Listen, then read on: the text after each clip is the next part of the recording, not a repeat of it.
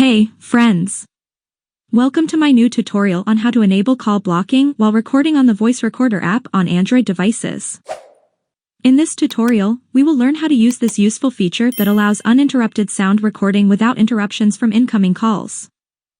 Blocking calls while recording important conversations, lessons, or sounds can be extremely helpful, and this guide will show you step by step how to achieve that on your Android device.